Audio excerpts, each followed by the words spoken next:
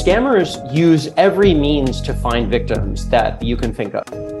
People create kind of a relationship with people. Sometimes they use professional relationships, sometimes they use a romantic relationship, sometimes they just use people's interest in making money. They have all kinds of tactics. Pig butchering is a new type of scam that involves cryptocurrency and uses this rather colorful metaphor, pigs and butchering. So in this case, pigs means a victim, a person who is tricked into being sort of fattened up. You're enticed to spending more and more and more and more money. You're getting fattened up. And then at some point you're butchered or slaughtered, which means, sort of, to mix metaphors a little bit, the rug is pulled out from under you. You come to a point where you find out that it's a scam and the scammer kind of runs away with all your money. In the case of the story that I've just published for Forbes, this involves a victim named Sai. He was approached kind of out of the blue from a text message that he got from a person who called herself Jessica. She claimed that they were old work colleagues, and they started a conversation that way. Sai was at a very emotionally vulnerable point in his life.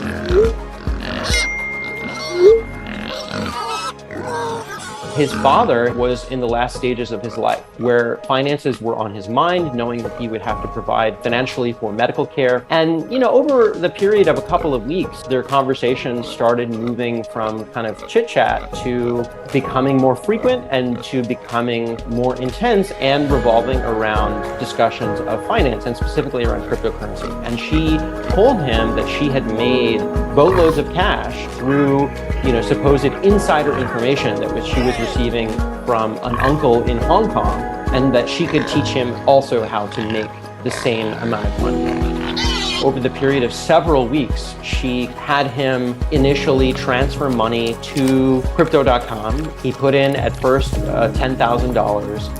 And then he used that money to buy, at first, Ethereum and later Tether, which he then used to transfer to an app that he downloaded off the Apple App Store called MetaTrader. MetaTrader is a trading app that allows brokerages to kind of plug into their trading interface. Sai didn't totally follow what was happening. In MetaTrader, it looks just like any kind of normal trading interface that one would use. That's available in the Google Play Store, it's available in the Apple App Store. It's an app that has a lot of good ratings, and that was one of the things that made Sai think that this whole operation was legitimate. He believed that his investment was making money.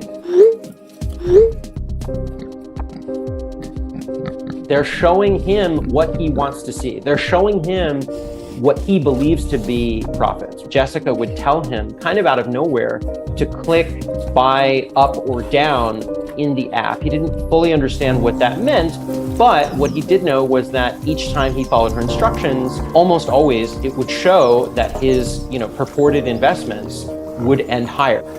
If you're trading on a legitimate trading interface, right, you see the profits and losses over time. And this is exactly what he saw. And at every single step of the way, he would send screenshots to Jessica showing her that he was following her directions, showing her that he actually was, wiring money to Crypto.com and then transferring it to MetaTrader. Probably using a particular plugin called Virtual Dealer, they are able to present false information and show returns that do not exist. They're basically just creating an elaborate deception to make him believe that he can make his money. During the course of this scam, his father actually passed away. And that was, I think, around the time when Jessica decided to go for the butchering. This so-called big market came just after Sai's father passed away.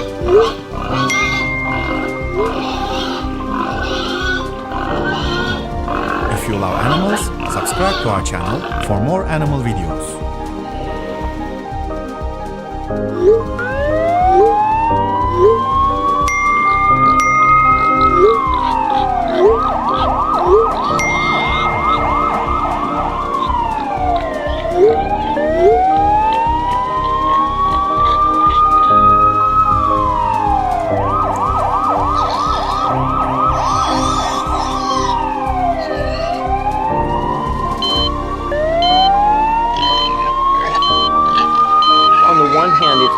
To blame people and say, well, you should have known better.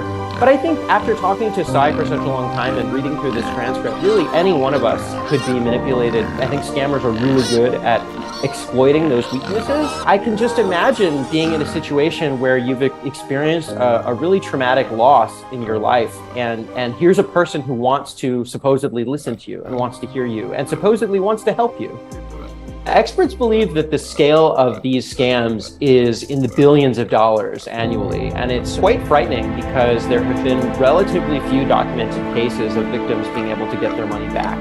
The scammers are believed to be people largely, if not entirely, in Southeast Asia, primarily operating out of Cambodia, Myanmar, and Laos. The people that are doing the scams, in many instances, according to reporting that I've done and research that's being done by the Global Anti-Scam Organization, are people who themselves, shockingly, are victims also. Oftentimes, these are people, Chinese-speaking or English-speaking, who are lured from countries like Malaysia, Philippines, Thailand, Taiwan, through the prospect of a job ad. They see a job ad, people are looking for work, people have been, lost work during the pandemic, and see an opportunity to come to Cambodia, to come to Myanmar, to come to Laos, to work maybe in a casino, to work in a call center, something like that. And in many, many instances, people find that when they get there, their passports are seized, their phones are seized, and they're basically put to work scamming people. This type of scam originated largely among Chinese-speaking communities and has since expanded to English-speaking communities.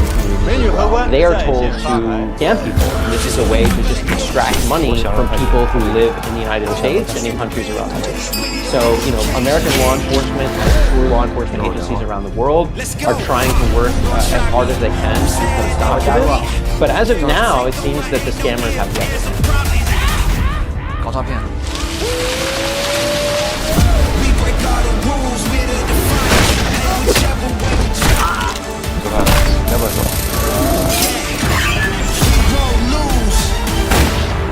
不要走了，我要自由。你他妈离开这儿你就自由了啊！